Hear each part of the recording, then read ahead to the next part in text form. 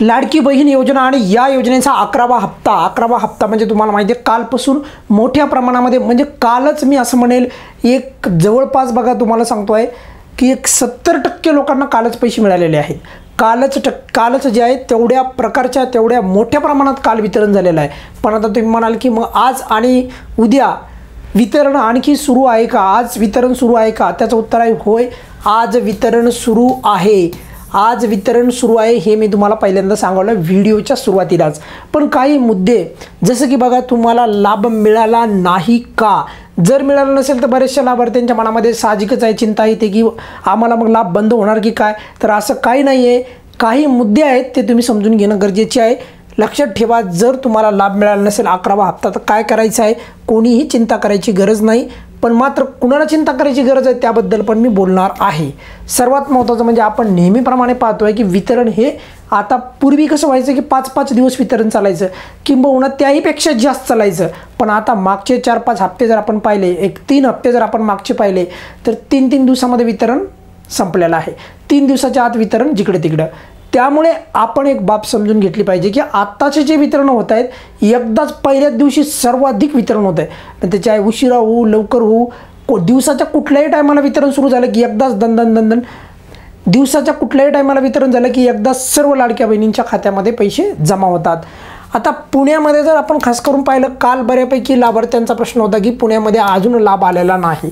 लक्षात ठेवा, मी त्यासाठी एक पोल पण घेतला होता आपल्या चॅनलवर।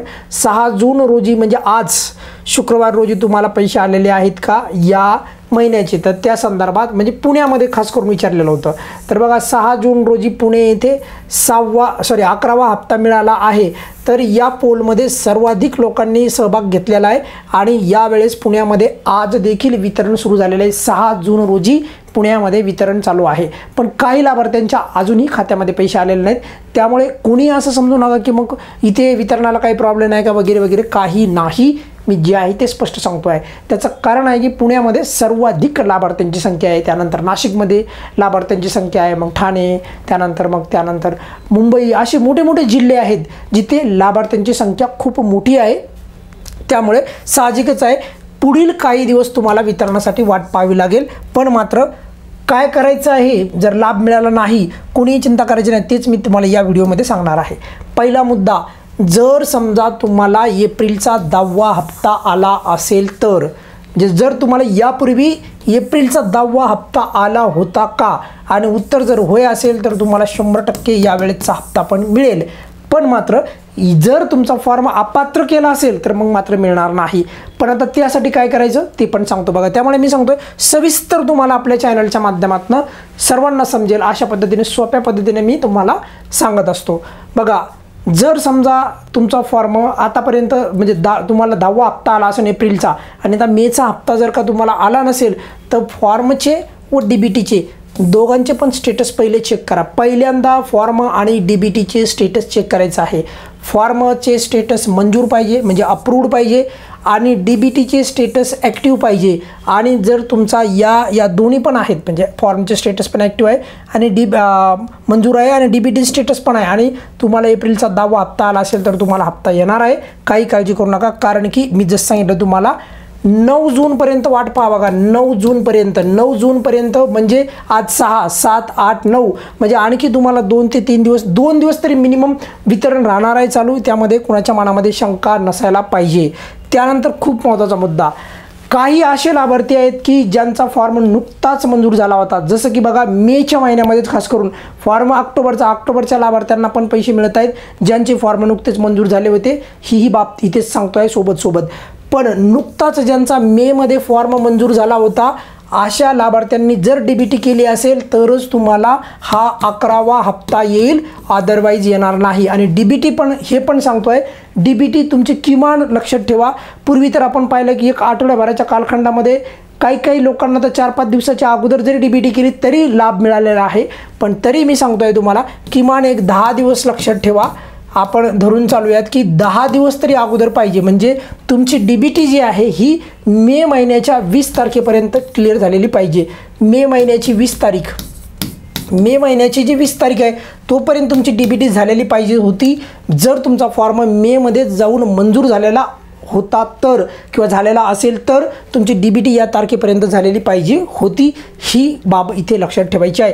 हालाकी ज्या लोकांचा मेमध्ये फॉर्म मंजूर झालेला आहे त्यांचा फॉर्म कोणत्या तारखेला मंजूर झाला होता आणि कोणत्या तारखेला DBT झाली होती, खास करून मेमध्ये ज्यांचे फॉर्म मंजूर झालेले आहेत त्यांनी एकदा कमेंट्समध्ये सांगा. त्यानंतर बघा की 8 ते 9 जूनपर्यंत ज्यांनी वाट पाहिली आहे, म्हणजे खास करून मी तर म्हणेल 9 जूनपर्यंत तुम्ही खूप आतुरतेने वाट पाहिली आहे समजा 11व्या हप्त्याची आणि हप्ताच आला नसेल तर बघा फॉर्म मंजूर पाहिजे, DBT ॲक्टिव्ह पाहिजे आणि हप्ताच आला नसेल तर तुम्हाला महिला बाल विकास अधिकारी कार्यालयाला संपर्क करायचा आहे आणि त्यांच्याशी जे आहे संपर्क करून अर्ज करून तुम्ही पात्र लाभार्थी असून देखील तुमचा लाभ मिळत नाही अशा प्रकारचे जे आहे तिथे तुम्हाला जे अर्जाद्वारे त्यांना विनंती करायची आहे, त्यानंतर तुमचा लाभ चालू होईल.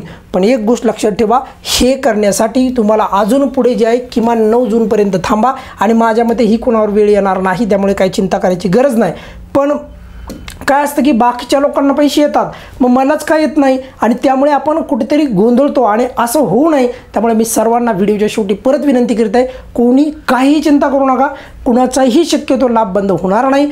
जर एखादी लाडकी बहीण या योजनेच्या पात्र नियमामध्ये बसतच नसेल तरच लाभ जे आहे बंद होईल, अन्यथा लाभ बंद होणार नाही. आणि सोबत एक मी गोष्ट नेहमी पाहिलो आहे, अत्यावश्यक असेल खूपच गरजेचं असेल तरच फॉर्ममध्ये काही बदल करायचा आहे. विनाकारण जे आहे बँक अकाउंट बदलू नका, विनाकारण दुसऱ्या बँकेमध्ये नवीन खाते जे आहे बँक लाडक्या बहिणी योजनेचे करू नका, वेगवेगळ्या DBT पण करू नका आणि शक्य असेल तर तुमचा नंबर किंवा नाव वगैरे जे काही आहे अत्यावश्यक जर नसेल तर काही बदल करू नका. एवढंच मी तुम्हाला व्हिडिओच्या शेवटी सांगेल. तुर्तास या व्हिडिओमध्ये आपण इथेच थांबूयात.